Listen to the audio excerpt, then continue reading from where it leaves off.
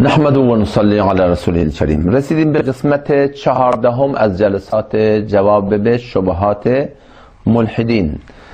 در این قسمت دوستان زن گرامی بحثی که از ملحدین به نسبت جامعه اسلام بعضا در مابین جوانهای ما به نسبت این مسائل مذاکره میشه. یکی از اونها بحث حلت و حرمت اشیا و خیلی چیزهایی که در زندگی ما مسلمان ها وجود داره.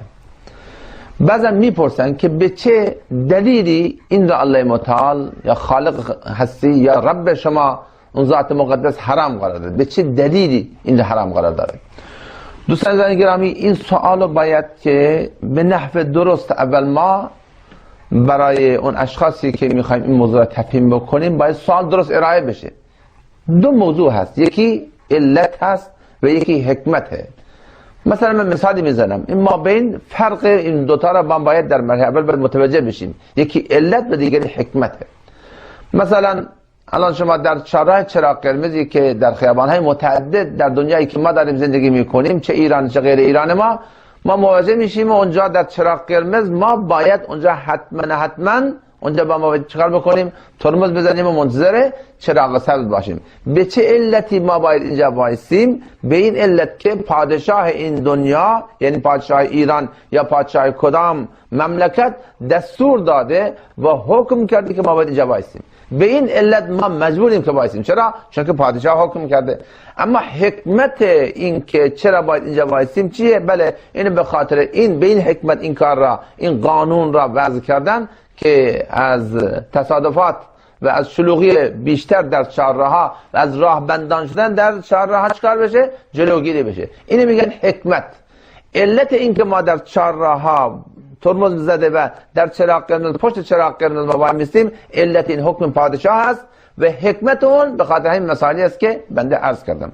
لذا بنابر همین اصل علت و حکمت الله متعال خالق کائنات، خالق هفت آسمان زمین، اون ذاتی که ما را از نطفه ناپاکی آفریده، اون ذاتی که اندرون ما به دست او هست، اون الله تبارک و تعالی خالق کائنات از تمام چیزها به نسبت فایده داشتن یا ضرر داشتن این امور به نسبت تمام مخلوقات 100% کامل علم دارن، آگاهی دارن و از هر نظر خبر دارن و بنابر همین علت الله متعال این موارد را حرام قرار داده. حالا علت این که خوردن سگ حرام شده، خوردن خوک حرام شده یا خوردن خیلی چیزایی که در اسلام حرام شده، این را الله متعال چرا حرام شده؟ ما میگیم که چون خدا گفته، چون که الله متعال گفته. علت حرمت این مسائل چه حکم الله متعاله. حالا حکمت این چیه؟ بله، اینکه اسلام مشروبات الکلی را حرام قرار داده، زنا را حرام قرار داده، چشم چرانی را حرام قرار داده، نگاه کردن به فیلم های بد را حرام قرار داده، دروغ را حرام قرار داده، ربا را حرام قرار داده، یا گوشت، عرضم حضور شما که خوردن گوشت خوک را حرام قرار داده و دیگر موارد. علت این حکم الله متعاله و حکمت این چیه؟ حکمت این اینه که الله متعال به نسبت این موضوع ها خبر داره که این برای انسان 100% ضرر داره. لذا بندگان خودش را در مابین امتحان که من چه کار بکنم و چه کار نکنم، الله متعال ما انسان ها را امتحان داره میکنه.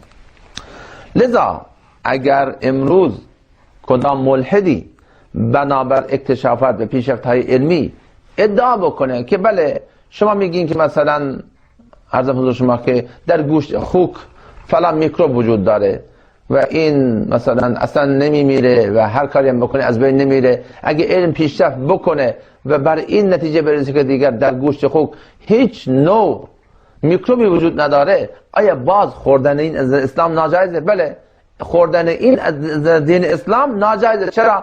چون که خالق کائنات این را حرام قرار داده. ما از اون نظر این را حرام میدانیم. از نظر حکمت مسئله هم که شما مثلا با این اکتشافات جدید شما ملحدین یا همینایی که با دین دیانت هیچ کاری ندارن و اگرم به خدای کائنات ایمان هم داشته باشن از نظر بودنش، اما به نسبت دین دیانت هیچ اعتقادی ندارن، همونها ولو اینکه از هر نظر اکتشافات جدیدی را ارائه بدن مبنی بر مواردی بر خلاف دین، ما اینجا ترمز دستی را کشیدیم، میگیم حضرت این اکتشاف شما نوعی انسان است، شما نوعی انسان خیلی ضعیف آمدین در مقابل علم الله متعال دارین، در مقابل خودتون قرار دادین که بله چون که این موارد اسلام حرام قرار داده بخاطر یک سری مسائل و ما کشف کردیم این مسائل را و این موارد را و این علت ها را و این حکمت ها را از ما برداشتیم، لذا خوردن این گونه موارد میتونه جایز باشه. این اشتباه بزرگی است. چرا؟ چون که ما بارها و بارها در جهان اسلام شاهد هستیم که به نسبت علوم انسانی و به نسبت اکتشافاتی که در دنیای علم داره پیش میفته، تا که رسیدن به اون نتیجه قطعی خیلی از موارد انسان ها دارن اشتباه میکنن، حرفاشون رو پس گرفتن. خیلی دانشمندان نظر اول، نظر دوم، نظر سوم، نظر چهارم دارن میدن و هنوز به اون درجه نتیجه قطعی نرسیدن و نهایتا اگر نتیجه قطعی هم در کدام مورد اعلام هم بکنن، باز به نسبت این از نظر قطعیت هیچ عزیزان گرامی به نسبت هیچ قطعیتی وجود نداره که واقعا آیا چنین هست یا چنین نیست، چه بسا در آینده این باز اشتباه در بیاد. لذا دوستان گرامی همینه که به نسبت حکمت حرمت بعضی اشیاء ما میگیم الله متعال از همه چیز بهتر میدانه و اگر کل دنیا جمع بشن و بر حلت این و بر درست بودن خوردن این یا عمل کردن چین عملی، اگر اونها بر این فتوا بدن و بر جواز اون و بر نداشتن عیب ایراد در اون برای ما سخنرانی هم بکنن، ما هرگز نباید در مقابل چین اشخاصی حرف خالق کائنات رب هستی را کنار بگذاریم. چرا؟ چون که واقعا جهالتی هست. اون ذاتی که 7 طبقه آسمان و زمین را بدون ستونی که دیده بشه نگه داشته، اون که اینقدر علم داره که از تمام هستی خبر داره، علم اون کجا و علم مخلوقی که هنوز حضرت حضور شما که قدرت بند کردن یا باز کردن مدفوع یا ادرار خودش نداره، علم این کجا؟ الله تعالی فرمودن و ما اوتیتم من العلم الا شیئا قلیلا. برای انسان ما الله تعالی فرمودن ما علم بسیار اندکی دادیم. وقتی الله متعال به علم انسان اندک گفته، حالا ما علم این انسان را در مقابل خالق هستی قرار دادن و بخوایم که در مورد این چونه چرا بکنیم، این علامت اینه که ما ایمان درستی نسبت به این مسائل نداریم. کل دنیا جمع بشن بگن که فلان چیز خوردنش ایرادی نداره، وقتی در دین اسلامی نازل قرار داده شده، ایمان ما بر همین است که بله الله متعال این را 100% میدانه و چه بسا مشکلات و میکروب ها و علت های خیلی موارد زیاد دیگری در آینده مشخص بشه که علوم ناچیز انسانی نسبت به این مسائل کاملا ناقص بوده و بعد متوجه شدن. همین مگسی که مثلا شما بر سر سفره ما میپره و بعضا داخل لیوان ما، داخل چایی که ما داریم میخوریم میفته، نبی خدا در اون زمان فرمودن که بله در یک بال پشه، به زبان امروزی حالا من میگم میکروب هست و در بال دیگه شفا هست. حالا اینایی که امروز ادعای علم و کشف و اکتشافات جدید کردن، بعد 1400 سال ادعا کردن که بله ما هم چیزی کشف کردیم، حالی که نبی ما علیه السلام اون موقع مسائل فرموده.